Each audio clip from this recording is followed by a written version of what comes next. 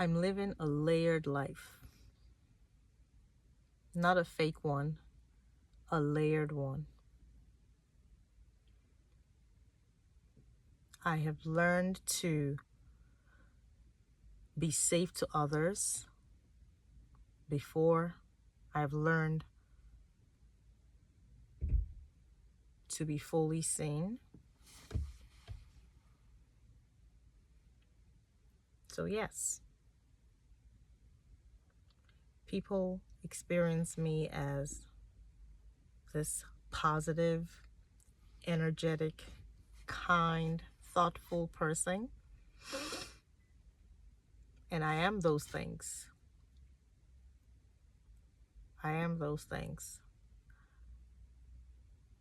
But that's not the whole me. And that doesn't make me deceptive. It makes me discerning. Perhaps people think of me a certain way, and I fear that if they saw the real me, that they may be shocked. But I'm realizing that that's not fear of exposure. It's just a fear of disrupting an image that I never intentionally created. Like, I didn't sit down and say, let me curate myself.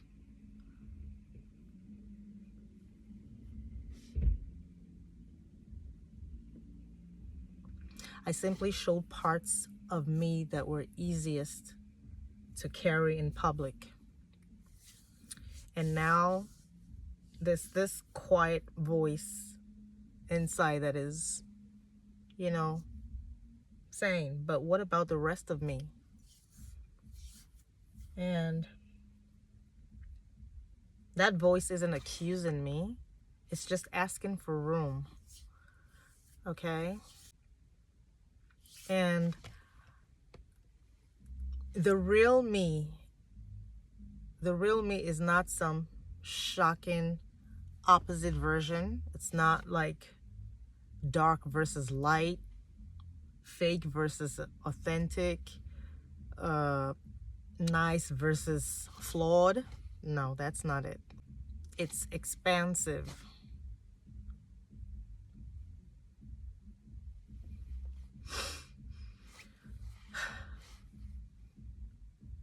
Like, people wouldn't be shocked because I'm different.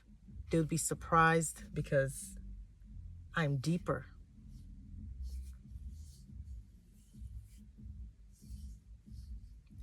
And what I've learned is that depth often feels dangerous to people who have survived by being pleasant, being capable, always emotionally attuned. And I feel like the reason why I hold back, one, I grew up sheltered. And so navigating identity between Nigeria and the US, learning how to belong without losing myself.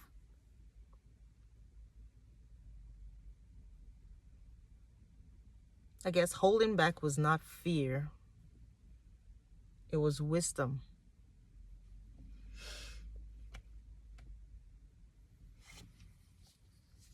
I learned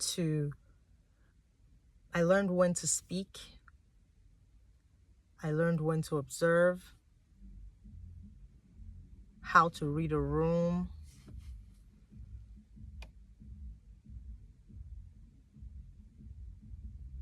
how to keep my inner life intact. And,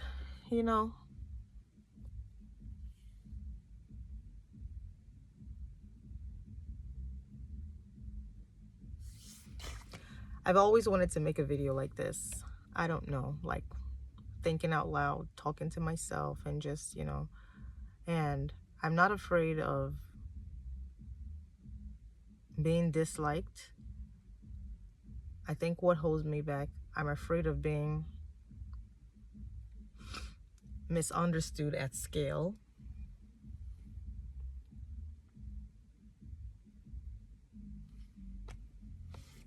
Because accuracy matters to me. And the internet is sloppy with its nuances.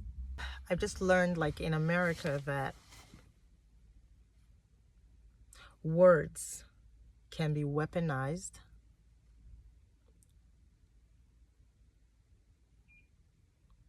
Tone can be misread.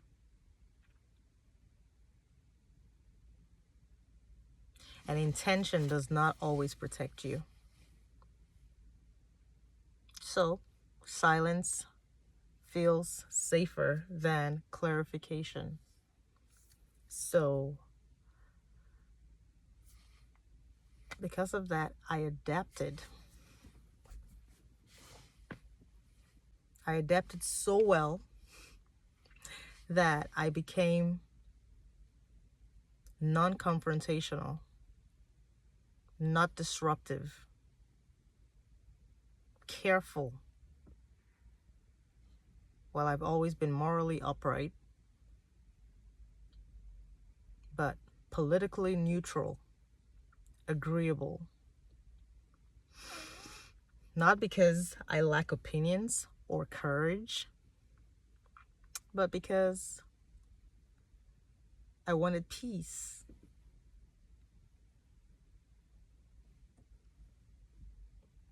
I wanted peace. So this is the part for me. America feels very heavy for me, not because it's bad, but because it demands constant self-monitoring. Like in Nigeria, I existed inside shared context. It was the same cultural shorthand. It was the same assumptions.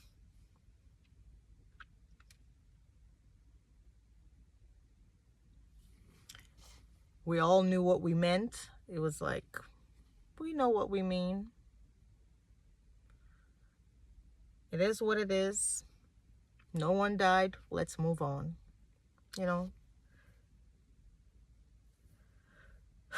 Everything was simpler, was lighter. But here in America,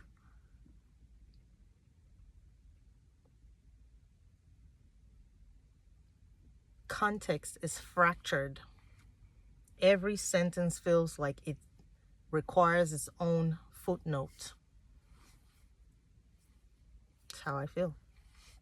And so that kind of mental labor, it turns a carefree person like me into an overthinker. And that's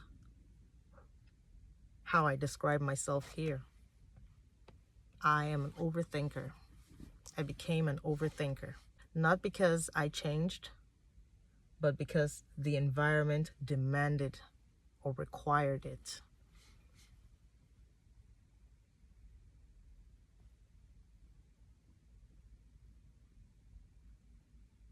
But one thing I know is that I did not lose my carefree self. I just shelved her. She didn't disappear, but she went so quiet so that she could survive and belong. And when I say carefree version of me, that carefree version of me in Nigeria, it wasn't reckless, it wasn't ignorant, it wasn't irresponsible. It was just unburdened with interpretation.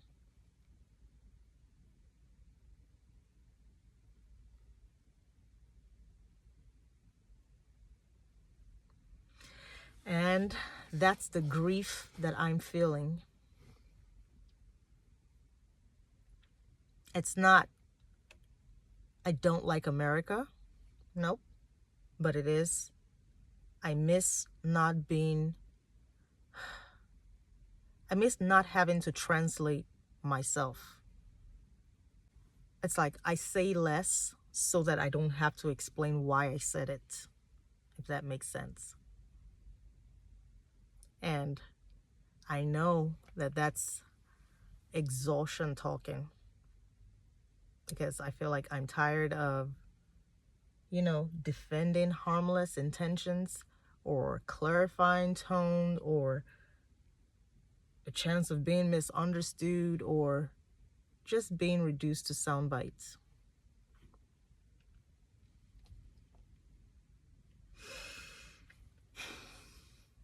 I know it sounds like I'm rambling, but again, this is me thinking out loud. So because of all of this, I chose restraint, because restraint kept me safe.